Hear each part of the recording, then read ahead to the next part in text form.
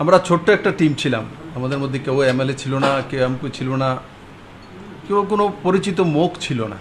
রাজীব বাবু এরা আমার সঙ্গে একই টিমে ছিল। আমি এটা গর্বের সঙ্গে পুরো ভারতবর্ষে দুনিয়াতে বলি, ত্রিপুরা রাজ্য ছোট হতে পারে, কিন্তু ত্রিপুরা রাজ্য আর ত্রিপুরা রাজ্যের মানুষ সবসময় ব্যতিক্রমী কিছু করে। আর তার সবচেয়ে বড় উদাহরণ স্বয়ং বিপ্লব দেব। আমার কোনো পরিচিতি ছিল না, আজ আমাকে মানুষ চেনে, দুনিয়া চেনে। সমস্ত ত্রিপুরার মানুষ, সে মানুষদের মধ্যে সাংবাদিক বন্ধুরা আছে, পলিটিক্যাল পার্সোনালিটি আছে, মা বোনেরা আছে, আম জনতা আছে, সবাই আছে, ভারতীয় জনতা পার্টির কার্যকর্তারাও আছে। একসময় হাস্যকর হিসাবে আমরা পরিচিত হতাম। আমার খেয়াল আছে ত্রিপুরাতে রাজীববাবু, অমিতবাবু এদের সঙ্গে ঘুরতাম, তো বলতো ত্রিপুরাতে এসব কোনো কিছু হবে না। কিন্তু ত্রিপুরার মানুষ ইতিহাস তৈরি করে 2018-তে পরিবর্তন করেছে। আর আমি জানি না আমি কোন জন্মে কোনো পুণ্য কাম করেছি, কেন আমাকে ত্রিপুরার মানুষ এত ভালোবাসে। আমি একদিনও ত্রিপুরার মানুষকে কোনো দিন ভুলিনি, আর আমার মৃত্যু পর্যন্ত আমি কোনোদিন ত্রিপুরার মানুষকে ভুলব না। আর কমিউনিস্ট, কংগ্রেস, অন্যান্য পার্টি যারা আছে, আমি তাদের কাছেও নিবেদন করব, রাজনীতিতে বিরোধী পার্টি হতে পারে, কিন্তু রাজনীতির ঊর্ধ্বে উঠে 2018-তে মানুষ ভোট দিয়েছিল, তার কারণে বিজেপি সরকার 2018-তে প্রতিষ্ঠিত হয়েছে। কমিউনিস্ট পার্টির বড় একটা অংশ বিজেপিকে ভোট দিয়েছিল, অঙ্কগণিত সেটা বলে, নেতৃত্বরা দিয়েছিল, আমাকে উৎসাহ জাগিয়েছিল সত্তাতে থাকার পরও। আমি সেগুলো অনেকের সঙ্গে শেয়ার করতে পারি না। আজকে আমি তার জন্য বলছি, কারণ 2018-র পরে এখন আবার আমি ত্রিপুরাতে নির্বাচনের সম্মুখীন হতে হচ্ছে। আমি আপনাদের কাছে এসেছি, আমি সাংবাদিক বন্ধুদের মাধ্যমে সারা ত্রিপুরাবাসীর কাছে নিবেদন করব, আপনাদের বিপ্লব যদি ভালো লাগে তো পদ্মফুল চিহ্ন ভোট দিয়ে মাননীয় প্রধানমন্ত্রীকে শক্তিশালী করুন। আমি যতদিন মুখ্যমন্ত্রী ছিলাম, 4 বছর 2 মাস, ভুল ত্রুটি আমার দ্বারা হতে পারে, চেষ্টা করেছি যে ত্রিপুরার মানুষের কল্যাণ হোক, ত্রিপুরার মানুষকে চেনো। আর কিছু কাজ বাকি আছে। এবার মাননীয় প্রধানমন্ত্রী আমাকে একটা সুযোগ দিয়েছে, কারণ আমি রাজ্যসভার এমপি ছিলাম, আছি, যতটা পারি আমি ত্রিপুরার জন্য করি, কিন্তু লোকসভা এমপি হিসাবে জনতার কাছে ডাইরেক্ট যাওয়ার সুযোগ হয়, ডাইরেক্ট বোঝার সুযোগ হয়।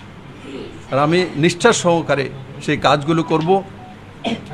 মাননীয় মুখ্যমন্ত্রী মানিক শাহ মহোদয়কে অনেক অনেক ধন্যবাদ যে উনি এই রাজ্যে সুন্দরভাবে রাজ্য চালানোর চেষ্টা করছেন। মাননীয় প্রধানমন্ত্রীর নেতৃত্বে ওনার পুরো টিমকে ধন্যবাদ, আর সমস্ত সাংবাদিক বন্ধুদেরকেও ধন্যবাদ। কারণ কি 2016, 17, 15 এই যে সালগুলি ছিল, 18 পর্যন্ত, আর তারপরও আমাকে বড় একটা সাপোর্ট, যেটা আমার স্ট্রেংথ ছিল, এটা ত্রিপুরার সাংবাদিকরা ছিল। আমি কারোর কাছে কোনো কিছু চাইও না, দিতেও পারিনি, আমার কাছে কিছু ছিলই না, শূন্য নিয়ে এসেছিলাম। কিন্তু তার পরবর্তী সময় সমস্ত বন্ধুরা একসঙ্গে সাথী হয়ে একটা ঐতিহাসিক পরিবর্তন করেছে।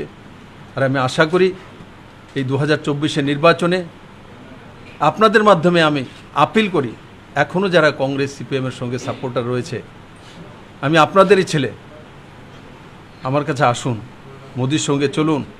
ত্রিপুরার ডেভেলপমেন্টের মাপকাঠি মোদির কাছে আছে। আমি মোদিজিকে কাছে থেকে দেখি, কাছে থেকে চিনি ওনাকে, উনি ত্রিপুরাকে ভালোবাসেন। আপনারাও বারবার জিতিয়েছেন, 2 বার ভারতীয় জনতা পার্টি সরকার করেছেন। আর আগামী লোকসভা ইলেকশনে আমি বিশ্বাসের সঙ্গে ত্রিপুরশীর মায়ের এই পূর্ণভূমিতে বলতে পারি, নরেন্দ্র ভাই মোদিকে ভারতবর্ষের মানুষ ত্যাগ করে রেখেছে, ভারতবর্ষের মানুষ, পুরো দুনিয়ার মানুষ ত্যাগ করে রেখেছে যে মোদি 3রি বার আবার ভারতের প্রধানমন্ত্রী হবেন। আমি আবারও আপনাদের সবাইকে অনেক অনেক ধন্যবাদ। অনেকটা সময় আপনাদেরকে বসে থাকতে হয়েছে, এয়ারপোর্ট থেকে আসার সময় আমার দেরি হয়েছে রাস্তাতে। আমি কৃতজ্ঞ সারা ত্রিপুরার মানুষের প্রতি, পার্টির কার্যকর্তার প্রতি, যে এখনও আমাকে যতটা আপনারা 2015, 16, 17, 18, 19, 20 লাগাতার যতটা ভালোবাসা দিয়েছেন, আজও ঠিক ততটাই ভালোবাসা আপনাদের কাছ থেকে আমি পেয়েছি, আগামী দিনগুলিতে পাবো। আর আমি আপনাদের জন্য কাজ করার চেষ্টা করব। মানুষ ভুল ত্রুটি আমি করতেই পারি, কিন্তু ষড়যন্ত্র করে আমি কোনোদিন কোনো ভুল ত্রুটি করি না, আর ষড়যন্ত্র কোনো কাজ করি না, আগামী দিনগুলো করব না। আমি সবার কাছে আপিল করি আপনাদের মাধ্যমে, আগামী নির্বাচনে মোদির হাত শক্ত করার জন্য আমি প্রার্থী আছি।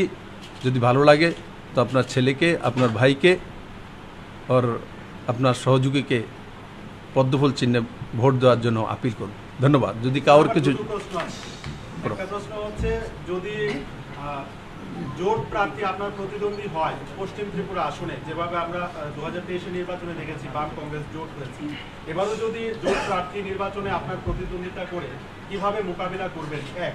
আর দ্বিতীয় প্রশ্ন হচ্ছে, কিষাণ আন্দোলন চলছে, আপনিও জানেন। ইতিমধ্যেই আগামী 10 তারিখ তারা সারা দেশব্যাপী রেল বন্ধের আহ্বান করেছে, ডাক দিয়েছে।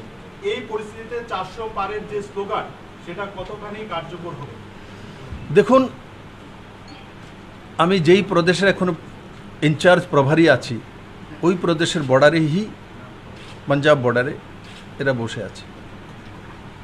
আমি হরিয়ানা তো কৃষি প্রধান রাজ্য, হরিয়ানার কোনো কিষাণ তো সেখানে যোগদান করেনি, ভারতবর্ষের অন্যান্য প্রান্তের কৃষকরা তো যোগদান করেনি। আমি তাদের বিষয়ে কোনো কিছু বলার অপেক্ষাও রাখি না, ওই জায়গাতে যেতেও চাই না। কৃষককে আমি অন্নদাতা মানি, কারণ অন্য ওনারাই চায়, ত্রিপুরাতেও হোক আর পাঞ্জাবে হোক, হরিয়ানাতেও, ভারতবর্ষে যে কোনো কৃষকরা যখন কৃষিকাজ করে তখনই আমাদের অন্নের জোগাড় হয়।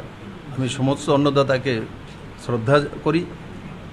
আর যেটা আপনি বলছেন যে প্রতিদ্বন্দ্বী, রাজনীতি ডেমোক্রেসিতে প্রতিদ্বন্দ্বী আসবে, প্রতিদ্বন্দ্বী থাকবে, প্রার্থী হবে।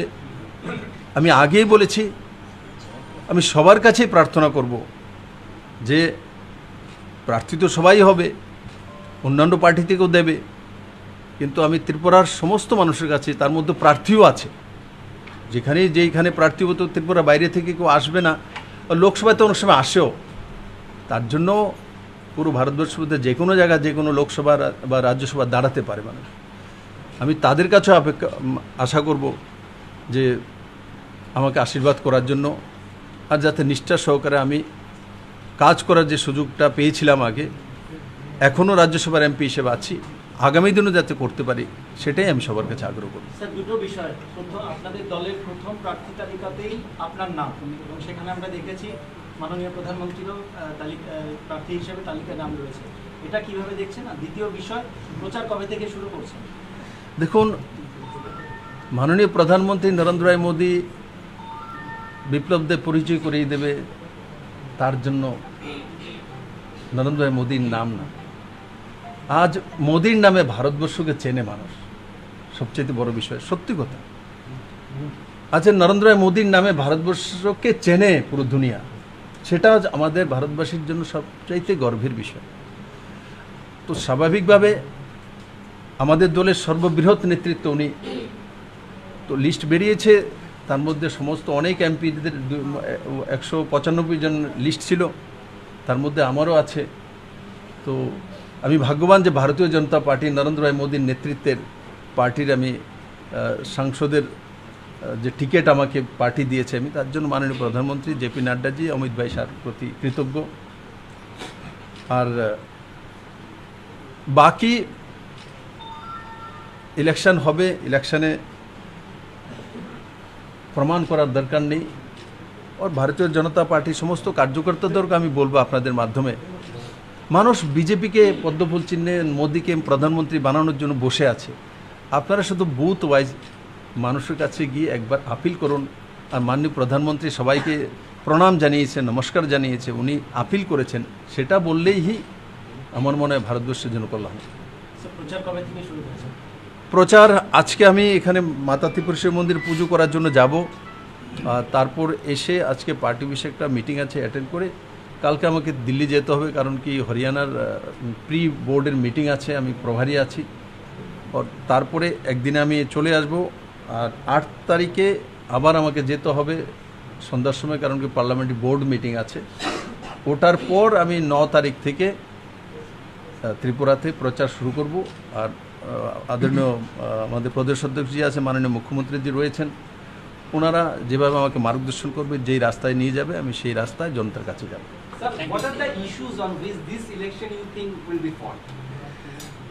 Issue only Narendra Bhai Modi. No another issue. All over India, only one issue, Narendra Bhai Modi and Bharatiya Janata Party. And opposition is all over India. Everybody. So familiar issue. No 140 crore public issue. And Narendra Bhai Modi is our leader, or he is not one leader, he is a statesman right now. So I believe all the people of Tripura definitely voting for Modi or blessing for me.